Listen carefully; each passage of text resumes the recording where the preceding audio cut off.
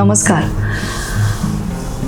निर्मल विसावा सेलिब्रिटींना आपण बोलवतो आणि त्यांच्याशी गप्पा मारतो. तुम्ही म्हणाल कोण निर्मल विसावा सेलिब्रिटी? तर ज्यांनी निर्मल विसावामधून होणाऱ्या हिलिंग अँड मेडिटेशनचा उपयोग करून स्वतःच्या आयुष्यामध्ये सकारात्मक बदल आणलेला आहे, अशा लोकांच्या मुलाखती आपण घेतो. आज आपण पुन्हा नव्याने हे सगळं सुरू करतोय. मध्ये जरा थोडा गॅप गेला होता, पण आज आपण अशा एका जबरदस्त सेलिब्रिटीला भेटणार आहोत. निर्मल विसावा सेलिब्रिटी, ज्यांचं नाव आहे नीता सामंत. नमस्कार. आपण त्यांच्याशी गप्पा मारणार आहोत, त्यांचा प्रवास उलगडणार आहोत आणि तो प्रवास ऐकता ऐकता आपल्याला बऱ्याच गोष्टी कळणार आहेत. तेव्हा मुलाखत शेवटपर्यंत नक्की बघा. वेलकम. थँक्स. स्वागत आहे तुझं. निर्मल विसावा सेलिब्रिटी असं म्हटलेलं आहे तुला, त्यामुळे अर्थातच तुला ह्या सगळ्यातनं म्हणजे फायदा झाला आहे म्हणण्यापेक्षा तू सुद्धा तेवढ्याच प्रामाणिकपणे सातत्याने ते केलं आहेस आणि म्हणून स्वतःच्या आयुष्यात तू पॉझिटिव्ह बदल आणला आहे. हे सगळं जाणून घेण्याच्या आधी मला सगळ्यात आधी विचारायचं की काय प्रोफेशन काय आहे तुझं, म्हणजे काय तुझं कामाचं स्वरूप काय किंवा कसं काय? सर्वप्रथम धन्यवाद, कारण मी या निर्मल विसावा कुटुंबाचा एक भाग आहे याचा मला खरंच आनंद आहे. ही पहिली गोष्ट. जसं सांगितलं, जसं नाव नीता सामंत, प्रोफेशनने मी ॲक्च्युली बिझनेस डेव्हलपमेंटची हेड आहे एका फॉरेन बेस्ड कंपनीमध्ये आणि शिक्षणाने केमिकल इंजिनियर. ओके, बरं. सो माझ्याबद्दल सांगायचं झालं जर असं तर खरं सांगायचं तर मी घरात दुसरी मुलगी. ऑफकोर्स माझ्या आईवडिलांनी किंवा माझ्या बहिणींनी कधीच त्या गोष्टीचा बाऊही केला नाही किंवा त्याच्याबद्दल काही बोललंही गेलं नाही. पण जनरली आपला समाज हा दुसरी मुलगी आणि दिसायला असं मी म्हणेन कम्पॅरिझनमध्ये माझ्या बाकीच्या बहिणींपेक्षा थोडीशी डावी. त्याच्यामुळे त्याचा कुठेतरी लहानपणी थोडासा तुमच्यावर परिणाम होतो. त्यात मी सिलेक्ट केलेलं शिक्षणाचं हे सुद्धा इंजिनिअरिंग, जे नॉर्मली सगळ्या पुरुषांच्या ह्याच्यामध्ये, अर्थात मी नेहमी म्हणते की जेव्हा तुम्ही सुधा मूर्तीजींना ऐकता तेव्हा त्या नेहमी सांगतात त्यांच्या काळामध्ये कदाचित त्या पहिल्या होत्या असतील, पण आमच्या काळामध्ये पण तेवढी काही प्रोग्रेस झाली नव्हती किंवा होत्या मुली, पण अर्थात तुरळक असं म्हणायला हरकत नाही. आणि त्याच्याही पुढे जाऊन लग्न आणि नोकरी. आता माझ्याच मैत्रिणींबद्दल बोलायचं झालं, ज्या इंजिनिअरिंगमध्ये होत्या त्या बऱ्यापैकी लग्न करून सेटल झाल्या, म्हणजे त्यांनी काही पुढे करण्याचा विचार केला नाही. पण सुदैवाने दुर्दैवाने मी अत्यंत जिद्दी निघाले. सुदैवाने नाही, म्हणजे आता त्याचा नंतर झालेला इफेक्ट हा वेगळी गोष्ट आहे. त्याच्यामुळे मी त्या क्षेत्रात पाय टाकला आणि सेल्समध्ये करिअर करायला सुरुवात केली. त्याच्यामुळे येणाऱ्या सगळ्या माणसांमध्ये प्रत्येक क्लायंट बरोबर येणारा सहवास, त्याच्या पुढे जाऊन सुद्धा त्या पुरुषप्रधान प्रोफेशनमध्ये तुम्हाला कुठेतरी तुमचं अस्तित्व टिकवायचं असतं किंवा फुलवायचं पण असतं असं. आणि ती जिद्द पण होती की आपण ते करायचं. ॲट द सेम टाइम घरनं पण तुमच्याकडनं काही अपेक्षा असतात, जरी तुमच्या नवऱ्याच्या कदाचित नसल्या, कारण त्याचा जरी तुम्हाला सपोर्ट असला तरी सुद्धा बाकी समाज त्याच्याकडे असंच बघत असतो की ओ आता ही काय करते बघूया. दुसरी गोष्ट, आपल्याकडे सगळ्यात महत्त्वाचा बाईनी करायचं हे म्हणजे तिला कुकिंग आलंच पाहिजे आणि तेही चांगलंच आलं पाहिजे, अशी काहीशी अपेक्षा. सो अशा सगळ्या अपेक्षा सगळ्या घेऊन त्याच्यावरची ती तारेवरची कसरत करता करता मी प्रयत्न माझे 100% केले. पण त्यावेळेला लक्षात आलं नाही की कदाचित मी कुठेतरी माझ्या इमोशन्स किंवा माझ्या भावना थोड्याशा मागे पडतात. आपण थोडं अजून तुझ्याविषयी जाणून घेऊया की तू म्हणालीस लहानपणामध्ये घरी तर काही तुझ्या असं हे झालं नाही, समाजामध्ये वगैरे तुला झालं. बाकीच्या तू म्हणालीस की मैत्रिणी ज्या होत्या त्यांनी केमिकल इंजिनिअरिंग केलं पण त्या आपापल्या घरी सुखी झाल्या. मग तुला असं का वाटलं, म्हणजे की मी याला करिअरच केलं पाहिजे ह्याच्यामध्ये, किंवा मी असं नुसती डिग्री घेऊन मी थांबणार नाही, तर मी पुढे कुठेतरी हे प्रोफेशन म्हणून निवडेन, असं काय विचार असा किंवा काही घटना होती का असं सहजच? नाही, सहजपेक्षा मूळ स्वभाव जिद्दी होता, जो मला वाटतं कदाचित आईकडनं आला असावा. ही पहिली गोष्ट. दुसरी गोष्ट, आम्ही खूप अशा पैसेवाल्याच्या घरातनं आलो नव्हतो, म्हणजे फ्रँकली स्पीकिंग. त्याच्यामुळे एवढे पैसे आपल्या आईवडिलांनी आपल्या शिक्षणावर घातले आहेत, तर त्या शिक्षणाचा योग्य फायदा झालाच पाहिजे. आणि तो माझ्यासाठी पण झाला पाहिजे, तसा इतरांसाठी पण झाला पाहिजे.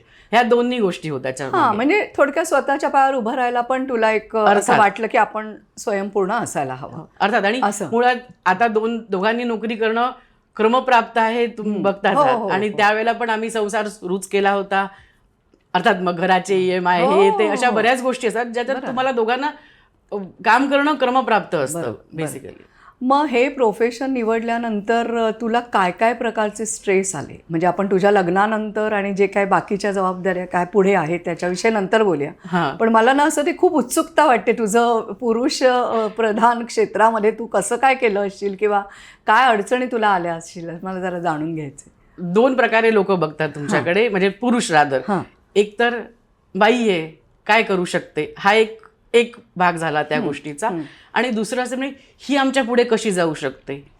आणि अर्थात मी हे खूप उघडपणे सांगू शकत नाही, पण नॉर्मली असं बघितलं होतं की बाई आहे ना, म्हणजे तिचा फक्त आपल्याकडे 2 गोष्टींसाठीच उपयोग होतो, ही एक समाजाची हे आहे. त्याच्यामुळे कधी कधी तशा प्रकारेही तुम्हाला अनुभव येतात, नॉट नेसेसरीली की असं काही पुढे झालंय किंवा कारण मी त्याच्या आधीच सगळ्यांकडूनच नाही, काही ठराविक आणि आपण त्याप्रमाणे सावधान असतो, कारण आपल्याला तो इन्स्टिंक्ट देवाने दिला आहे असं मला नेहमी वाटतं. तो इन्स्टिंक्ट आपला नेहमी जागृत असला पाहिजे.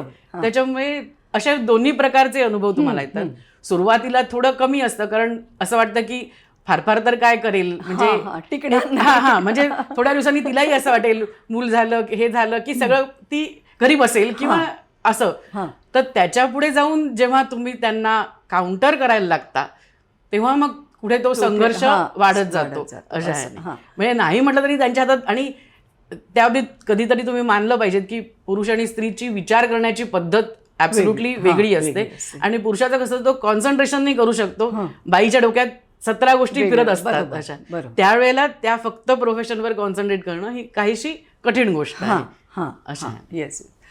आणि मग नंतर तुझं लग्न वगैरे ठरलं असेल, अरेंज मॅरेज, लव्ह मॅरेज, काय? नाही, अरेंज मॅरेज. Okay, proper. मग नंतर म्हणजे हा सगळा प्रवास, लग्नानंतर स्त्रीचं खरंच आयुष्य बदलतं. नवीन ठिकाणी स्वतःला ॲडजस्ट करणं, हे करणं, किंवा आणखीन एक नवीन जबाबदाऱ्या येतात तिच्यावरती. तर हा सगळा प्रवास तुझा कसा झाला? म्हणजे काय काय जबाबदाऱ्या वाढल्या, किंवा एकूण बाकी सगळं कसं होतं सासरी तुझ्या?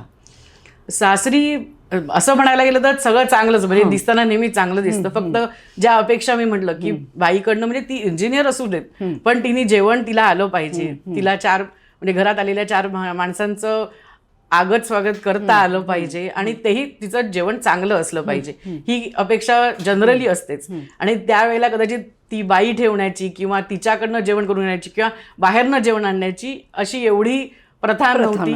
आणि नॉर्मली कसं, असं म्हणत नाही की माझ्या सासूबाई, पण आई सुद्धा माझी बऱ्यापैकी त्याच मताची असण्याचं, म्हणजे ती पण तशीच होती. किंवा तिने पण मला सांगताना दरवेळेला सांगितलं की तुला हे महत्वाचं आहे, म्हणजे बाकी काही नाही केलंस तरी हे सगळ्यात महत्वाचं आहे, ते केलंच पाहिजे. म्हणजे आणि कदाचित आपण त्या सगळ्या म्हणजे इतके आपण ट्यून्ड असतो त्याला, किंवा आपण आपलं लहानपण तसंच, आपले संस्कार तसे असतात की समोरच्याने जरी सांगितलं करू नको तरी आपण आपल्याला अपराधी वाटत राहतो. आणि तो भाग सगळ्यात जास्त असतो की आपण कधी कधी असंही झालं की कोणाकोणाच्या लग्नांना किंवा इवन दिवाळी वगैरे अशी मी नव्हते घरात, असं जेव्हा झाल्यानंतर मग ती अपराधीपणाची भावना तुमच्या मनात दाटून येते.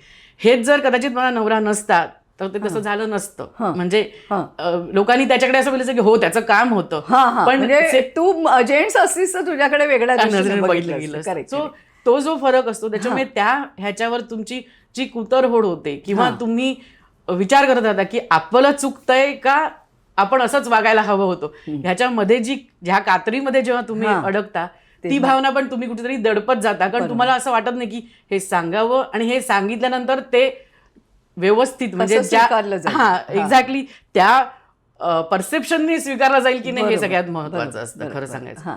पण त्या सगळ्या गोष्टी होत्याच असं बघायला. मी सांगितलं असं की लग्नांना काही नव्हते, काही वेळेला कुठल्या सणासमारंभाला नव्हते. इनफॅक्ट माझा असं म्हणता येईल की वटपौर्णिमेचा उपास पण एका पॉइंटला येऊन मी बाहेर होते, त्याच्यामुळे ते करणं शक्य नव्हतं. सो तोही सुटला. असं अशा बऱ्याच गोष्टी होत गेल्या. त्याच्या मग मनावर कुठेतरी तुमच्या इम्पॅक्ट हा होतच राहतो असं.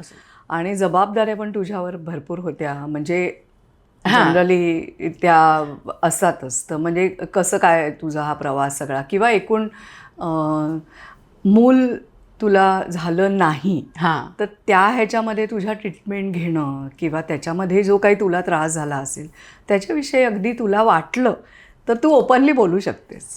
मुळात कसं असतं ना, मूल नाही ह्याची त्याच्यासाठी प्रयत्न सगळे केले. त्याच्यात त्या वेळेला सुद्धा एखाद्या अशा प्रसंगात मिसकॅरेजच्या मी गेले, तो सगळा प्रकार झालाच. म्हणजे ते मुळात ती खंत होती, ते खच्चीकरण तर होतच, पण त्याच्या व्यतिरिक्त आजूबाजूला वावरणारे सुद्धा तुम्हाला काही खूप चांगला अनुभव देत नाही. म्हणजे ते कदाचित वरवरनं तुम्हाला विचारतात की कसं छान आहे, म्हणजे अगं असं नाही, तुला पुढे कधीतरी होईल वगैरे वगैरे, जे तो जो मुलामा असतो ना त्याच्या खालचं जेव्हा तुम्हाला लक्षात येतं त्याचा तुम्हाला जास्त त्रास होतो असं मला वाटतं. आणि ते एक होतं. पण मी एका पॉइंटला ही जी होती म्हणजे मूल हवंच किंवा अशी ती मागे टाकली खरं सांगायचं. म्हणजे मला तरी असं वाटतं की मी त्या बाबतीत मी खंबीर झाले की आता नाही आपल्या नशिबात, then you have to go ahead for something. कारण हे नसेल, हे सुटलंय ना हातातनं, मग आता दुसरं काहीतरी अचीव तुम्हाला केलंच पाहिजे. ते मी करायला सुरुवात केली आणि ते करतही होते. म्हणजे मी त्या मनाने माझ्या करिअरमध्ये माझा करिअर ग्राफ खरं तर खूप चांगला होता. मुलासाठी म्हणजे मूल व्हावं म्हणून मी 6 वर्षाचा ऑलमोस्ट गॅप घेतला आणि 6 वर्षांनी परत जॉईन करून सुद्धा मी चांगली उडी म्हणजे चांगल्या प्रकारे मी 6 वर्षामध्ये तसं बऱ्यापैकी पुढे गेलेलं असतं. बरोबर. आणि परत त्या सगळ्या गोष्टी तुमच्या म्हणजे प्रोफेशनल ह्याच्यामध्ये इव्हन डॉक्टर किंवा इंजिनियर या सगळ्या ह्याच्यामध्ये तुम्ही मध्ये सोडलेलं, मध्ये जो काही गॅप गेलेला असतो तो तुम्हाला परत अचीव करायला. आणि माझ्यासाठी म्हणजे मी एक सिम्पल उदाहरण देते की 6 वर्ष मी घरी होते, त्याच्यामुळे कसं असं ना, म्हणजे मी अजिबात असं म्हणत नाही की हाऊसवाईफ्स ऑल्सो आर व्हेरी गुड आणि they do real good job. पण मला कसं व्हायचं की सकाळी संध्याकाळच्या भाजीसाठी चणा डाळ भिजत घालायची, तर ती कशी आहे की 8ला घातली काय 9ला घातली काय 4 तासाचीच ती भिजायची. त्याच्यामुळे मी ती चालढकल करू शकत होते. पण जर मी नोकरी करणार असेल आणि 8 वाजता घरातनं बाहेर पडणार असेल तर ती 7:45ला मी जायच्या आधीच भिजली पाहिजे. ही सगळी जी घरातली व्यवधानं खूपच असतात. आणि ती सगळी व्यवधानं करून मग तुम्ही ऑफिसच्या त्याच फ्रंटवर परत जिथेही तुम्हाला असं कम्फर्ट नाहीये की बाबा तुम्ही कोणाला तरी सांगितलं, तुम्ही कोणाला सांगितलं मैत्रिणी आहेत की बाबा तू माझ्यासाठी हे कर, तर तसंही नाही. तिथे ती कटथ्रोट कॉम्पिटिशन आहे, त्याच्यामध्ये तुम्हाला सर्व्हाइव्ह पण व्हायचंय आणि पुढे पण जायचंय. या दोन्ही गोष्टी एकाच वेळेला, म्हणजे ती खरं तर तारेवरची कसरत होती. ती मी केली. तोपर्यंत कसं माझे आई वडील बऱ्यापैकी चांगल्या सिच्युएशनमध्ये होते, म्हणजे दे वर मॅनेजिंग ऑन देअर ओन. आणि आम्ही 2 बहिणी असल्यानं माझी मोठी बहीण US ला असते, त्याच्यामुळे आता त्यांची जबाबदारी कोविड नंतर बऱ्यापैकी माझ्यावर आहे. आणि बाय देन ते थकले पण होते, त्याच्यामुळे त्यांचे बँकेचे व्यवहार, त्यांच्या सगळ्या गोष्टी आणि त्यांचे आजारपण, अशी बऱ्याच गोष्टी, म्हणजे अशा बरेच पॉइंट्स आले ज्या वेळेला मी द्विधा मनस्थितीत की मी हे करू की ते करू. अशा पॉइंट्स. पण मग कधी कधी कुठची तरी एक गोष्ट तुम्हाला फॉरगो किंवा कुठेतरी मला ती जाऊ देत, हे पुढच्या वेळेला होईल असंही ठरवून करावं लागलं. बरोबर. ते पण कुठेतरी, पण ती गोष्ट तुमच्या हातातनं सुटलेली असते, त्याच्यामुळे तुम्हाला ती जाणवत राहते की ही कुठेतरी आपल्या हातातनं सुटली आहे. त्याचाही कुठेतरी तुम्हाला सल हा राहतो. आई वडिलांना आपण तितका असं म्हणजे आपल्या प्रोफेशनमुळे आपण नाही तितकासा वेळ देऊ शकत, ते पण एक खंत आपल्याला आतून असते. आणि म्हणजे हे सगळं त्यांचं म्हातारपण हे करणं वगैरे. आणि मग सासरी अजून काही जबाबदाऱ्या होत्या तुझ्या? नाही, तसं सासरचं म्हटलं तर माझ्या सासूबाई आता म्हणजे त्या एक 7 वर्षापूर्वी गेल्या, पण त्यांना कॅन्सर होता. बट बऱ्यापैकी त्यांनी त्यांचं स्वतः मॅनेज केलं. जेव्हा जेव्हा त्या नसायच्या तेव्हा कधी कधी माझे सासरे असायचे, पण माझे सासरे त्या म्हणजे खरं सांगते म्हणजे ते आज नाही तिथे, पण basically he was a gem of a person. म्हणजे त्यांनी मला कायम सपोर्ट त्यांचा कायम होता, बॅकिंग होतं. ते काही काळ माझ्याकडे राहिले सुद्धा असं बघायला गेलं, पण ते इंडिपेंडंट होते. त्याच्यामुळे त्यांच्या अशा जबाबदाऱ्या माझ्यावर, म्हणजे सासरच्या जबाबदाऱ्या अशा माझ्यावर काही आल्या नाही. फक्त मध्ये माझ्या नवऱ्याने सुद्धा त्याचं पॅशन हे करण्यासाठी जॉब सोडण्याचा निर्णय घेतला. तो त्याच्या दृष्टीने बरोबर होता, माझ्या दृष्टीनेही बरोबर होता, कारण आम्ही बऱ्यापैकी त्यावेळेला फायनान्शियली सेटल झालो होतो वगैरे. आणि असं म्हटलं तसं खूप काही लायबिलिटीज नव्हत्या, so we were in a good position. पण अगेन परत गोष्ट येते, कुठेतरी तुम्हाला समाज तुमच्यावर बऱ्यापैकी इन्फ्लुएन्स करतो. तर त्यावेळेला पण मी असं बऱ्याच जणांकडनं असं कळत नकळत जाणतेपणी बऱ्याच गोष्टी त्याच्यामुळे तुम्हाला थोडीशी मनात पण भीती किंवा त्रास होतो त्या गोष्टीचा, की असं काही म्हणण्याचं कारण नव्हतं. जेव्हा आम्ही इंडिपेंडंट आहोत तेव्हा आम्ही ते डिसिजन घ्यायला पण इंडिपेंडंट आहोत असं वाटतं. पण अशा बऱ्याच भावनांची सरमिसळ तुमच्या आयुष्यात असते असं बघायला गेलं. बरोबर. मग ह्या सगळ्याचा परिणाम जो काही झाला लॉंग टर्मवर, हा स्ट्रेस, ही सारखी कुतडोन आणि सारखा स्ट्रेस, आणि तू म्हणालीस असं मनात अपराधी भावना, कुठेतरी मूल नाही म्हणून जसं आपल्याला वाटतं तर समाज जाणवून देतो म्हणा, घरातली लोक जाणवतात, आपल्याला पण वाटत असतं, म्हणजे असं काही नाही. त्याच्यानंतर एवढं 6 वर्ष ती सगळी ट्रीटमेंट घेणं आणि परत त्याच्यामधनं हाती काही नाही लागणं, कारण बाईला शरीरामध्ये बरेच काय काय त्याच्यात टाकलं जातं, हे केलं जातं. बरोबर. तर ते सगळं सहन केल्यानंतर त्याचा काय परिणाम झाला म्हणजे तुझ्या शरीरावर? नाही, तसं शरीरावर छोटे मोठे परिणाम होत होते, पण मोठा परिणाम झाला 2022 मध्ये, ज्याच्यामध्ये मला एक त्वचा विकार झाला. आणि जी कंडिशन अशी होती की that's a auto immune condition. आता ऑटो इम्युनच्या जास्त काही खोलात न जाता मी एवढंच सांगते की ज्याच्यामध्ये असं म्हटलं जातं की ॲलोपॅथीमध्ये ज्याच्यासाठी त्याचं कारण तुम्हाला माहिती नाही आणि त्यामुळे त्याच्यावर औषध असं नाही, फक्त तो तुम्हाला कंट्रोल करता येतो. आणि त्याचं रिझन एक हार्मोनल इम्बॅलन्स असतं आणि तो हार्मोनल इम्बॅलन्स तुम्हाला स्ट्रेसमुळे येतो. हे त्याच्या भोवती फिरणारं कारण आहे. आणि त्याच्यासाठी तुम्हाला हाय डोसेसचे स्टिरॉइड्स दिले जातात. आणि त्याच्या व्यतिरिक्त तुम्हाला ॲलोपॅथीमध्ये काहीही उपाय नाहीत असं बघायला. आणि जेव्हा 22 मध्ये ते मला झालं आणि कदाचित त्याची इंटेन्सिटी एकदम म्हणजे कदाचित थोडं फार मी पण निग्लेक्ट केलं किंवा मला असं वाटलं की हे होईल बरं असं असेल कदाचित.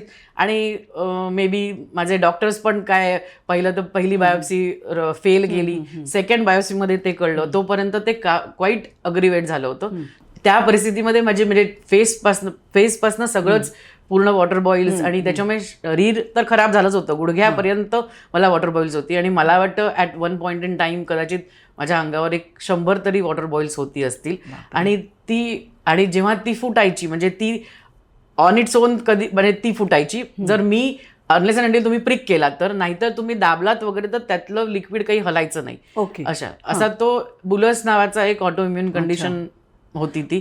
आणि त्याच्यामुळे वावरायला किती कठीण जात असेल ना, म्हणजे मी झोपताना वगैरे त्रास होत होता. तो एक वेगळा म्हणजे आज मी म्हणजे ते सगळं झाल्यानंतर आज त्याच्याकडे मी काय त्याला एक त्रयस्थ नजरेने जेव्हा बघते तेव्हा मला असं वाटतं की मी तेव्हा बबल रॅपवर झोपत होते असं, कारण जवळजवळ पाठीवरच 40-50 वॉटर बॉईल्स होते. आणि तो जो फेज होता तो माझ्या आयुष्यातला मला वाटतं कदाचित मला पूर्णपणे बदलून टाकणारा होता. किंवा तेव्हा मला ते जाणवलं की आता आपल्यासाठी आपण आता काय करू शकतो आणि आपल्याला ह्याच्यातनं परत उभं राहायचं असेल. कारण एका पॉईंटला कुठेतरी तुमची कितीही तुम्ही स्ट्रॉंग असला तरी तो जो पॉईंट असतो त्यावेळेला तुमचा तो थ्रेशोल्ड हलतो की आता हे जमणार आहे की नाही जमणार आहे. आणि तेव्हा हेही माहिती होतं की आईओपा तर आता सध्या काही मदत करू शकत नाहीत. आणि त्यावेळेला नुकतं म्हणजे जेव्हा हे डिटेक्ट झालं त्याच वेळेला माझ्या वडिलांचं फर्स्ट हिप रिप्लेसमेंट झाली होती. अँड इट वॉज त्यांची डिमेन्शियाची स्टार्ट पण होती. त्याच्यामुळे या सगळ्याचा एकदम जबरदस्त कॉम्बिनेशन होतं. आणि नेहमीप्रमाणे केअरटेकर्स वेअर नॉट म्हणजे ते मला चांगलं काही मिळतही नव्हतं. माझी बहीण इथे येऊन गेली होती आणि देन वी टूक अ डिसिजन ऑफ एक सहभाव नावाची संस्था आहे जिथे it's a premium senior citizens आहे. आणि त्याच्यामध्ये आम्ही त्यांना ठेवण्याचा त्यावेळेला निर्णय घेतला. तोपर्यंत हा सगळा प्रकार माझ्याबरोबर झाला. कदाचित ते ट्रिगर पॉईंट होता तो माझ्यासाठी या सगळ्या भावनांचा, म्हणजे तात्कालिक कारण म्हणतात तसं कदाचित ते झालं असेल त्याचं. आणि त्यामुळे मला ते वावरणं कठीणच होतं. कारण मग एकच होतं की कोविडमुळे लोकांना मास्कची सवय झाली होती, तेव्हा मी काही काळ मास्क घालूनही वावरले त्याच्यासाठी, कारण ते दिसू नये चेहऱ्यावर. म्हणजे डॉक्टरकडे जाताना, कारण मला बाहेर जाणं असं पण अलाउड नव्हतं, कारण ऑटो इम्युनमध्ये तुमच्या इम्युनिटीचा प्रॉब्लेम असतो. And that is the reason तुम्हाला जर कुठचंही इन्फेक्शन झालं तर ते आणखी वाईट परिस्थितीत जाऊ शकतं. त्याच्या व्यतिरिक्त ते बॉईल्स जेव्हा फुटले त्यावेळेला मी बऱ्यापैकी प्रिकॉशन्स घेत होते, पण मला माहित नाही त्याला इन्फेक्शन झालं. त्याच्यामुळे फायनली मला 8 दिवस हॉस्पिटलाइज पण करावं लागलं, कारण ते इन्फेक्शन क्युअर करण्यासाठी IV ची गरज होती. सो तो एक प्रकार माझ्यासाठी म्हणजे झाला असं बघायला गेलं तर. आणि मग असं वाटायला लागलं हातातनं सगळ्या गोष्टी सुटत आहेत. आणि जेव्हा तुम्ही हाय डोसेज स्टिरॉइडचे घेता त्याला तुमच्यासाठी आयुर्वेदिक आणि होमिओपॅथी साधारणतः काम करत नाही किंवा तेच डॉक्टर नॉर्मली नाही सांगतात, कारण ॲडव्हर्स इफेक्ट होऊ शकतो अशा ह्याने. आता मग माझ्याकडे उपाय उरला तो म्हणजे अल्टरनेट थेरपीचा असा. आणि पण त्या प्रश्नाकडे आपण जाऊया, पण त्याच्यामध्ये मला असं एक विचारायचं आहे की जेव्हा हे सगळे बॉईल्स वगैरे तुझ्या चेहऱ्यावर आले किंवा सगळंच शरीरच व्यापलं होतं त्यांनी, मग त्यावेळेला तुला असं कुठेतरी वाटलं का की आता तरी आपण आपल्याकडे लक्ष द्यायला पाहिजे? नाही, वाटलं तरी सुद्धा ती वेळ बऱ्यापैकी निघून गेली. त्यावेळेला तसं काही जाणवलं नाही, जस्ट एक ह्याच्यातनं मला बाहेर पडायचं असं एक्झॅक्टली. कारण तो मेन पॉईंट तो होता की आता ह्याच्यातनं बाहेर पडले ना तर मी पुढे मला इम्प्रूव्ह करेन. पण पहिलं तर ह्याच्यातनं बाहेर पडलं होते, कारण ह्याच्यासाठी काय उपाय आहेत ते काही कळायलाच मार्ग नाही अशा ह्याने. त्यामुळे सो अल्टरनेटिव्ह थेरपीची तुला गरज वाटली म्हणा, किंवा असं वाटलं की आता ती एक ट्राय करूया. आणि मग तुला कुठून कळलं निर्मल विसावा आणि त्याच्या सर्व्हिसेस बद्दल? माझी एक जेव्हा माझी मैत्रीण आहे, इनफॅक्ट अल्टरनेट थेरपी माझ्या डोक्यात होतं, पण मी तिला अशासाठी फोन केला होता की आमचं असं काही रोजचं बोलणं नाही, पण तरी सुद्धा कनेक्शन्स अजूनही तेच आहेत की त्याच्यामुळे मी तिला फोन केला आणि मी म्हटलं की असा असा प्रॉब्लेम आहे आणि आता मला स्वतःलाच कळत नाहीये की ह्याच्यातनं मी बाहेर कसं पडणार आहे. कारण ज्या प्रकारची मला स्टिरॉइड्स चालू आहेत, म्हणजे 48 mg 40 mg एवढी स्टिरॉइड्स घेताना, आणि स्टिरॉइड्सचा दुसरा effect is sugar control, thyroid आणि कॅल्शियम लो होतं. ह्या 3, आणि तुमचं वजन वाढतं, ह्या मेजर गोष्टी होत्या. आणि या सगळ्यांमधनं पुढे जाऊन मला अजून काय काय होणार हा दुसरा प्रश्न येतो. सो मी तिच्याकडे मन मोकळं केलं की म्हटलं आता मी काय करू असा माझा प्रश्न. तेव्हा तिने तुमचं नाव मला सुचवलं आणि तेव्हा ती म्हणाली की तुम्ही मला वाटतं एकाच ऑफिसमध्ये होतात काही काळासाठी. सो शिल्पाने सांगितल्यानंतर मग मी विचार केला की नाही, आता मला I have to find some way to overcome this. हा जो काही आहे, कारण ॲलोपॅथी मला काही म्हणजे स्टिरॉइड शिवाय दुसरं काही देत नाहीये. आयुर्वेदिक आणि होमिओपॅथीमध्ये मी आत्ता जाऊ शकत नाहीये. सो आता माझ्याकडे काहीतरी असं आहे की ज्याने मला स्वतःला काम डाऊन केलं पाहिजे. कारण ऑफकोर्स त्याने मला अँक्शियसनेस होता किंवा एन्झायटी होती, सगळंच होतं असं बघायला. नाही, पण असणं स्वाभाविकच आहे ना. तुझं पूर्ण शरीर जेवढ्या बॉईजने भरलं आहे तर ती अँझायटी किंवा ते सगळं प्रेशर आणि असणं स्वाभाविकच आहे. मग तुला जे काही आपण टॅरो रिडिंग तू नेहमीप्रमाणे आलीस, मला आठवतंय आपण बराच काळ बोलत होतो, सगळ्या तुझ्या स्ट्रेसविषयी आपण जाणून घेतलं. बरोबर. आणि मग तुला काही दिलं गेलं म्हणायला किंवा काही मेडिटेशन्स ऐकायला गेली. तर आता खरं तर तुझं असं फील्ड, तुझं व्यस्त शेड्यूल आणि एकूण हे सगळं होत असताना एखादा दिलेल्या स्वयंसूचना किंवा मंत्र आपण ज्याला म्हणू ते म्हणण्यावर कॉन्सन्ट्रेट करणं किंवा मेडिटेशन ऐकणं आणि सातत्याने ते करणं, हे कसं काय मॅनेज केलंस तू? कारण कसं असतं माहिती आहे, लोक येतात पण मी नेहमीच सांगते की ह्याला रिझल्ट तुम्हाला असं खाटकन मिळणार नाही, कारण हे आपण मनावर काम करतो आहे. सो तुम्हाला लाँग टर्मवर हे करायला लागणार. तर मला असं जाणून घ्यायचं की तू मनाला की हे कसं तू हे केलं सातत्याने करणं किंवा हे करणं असं.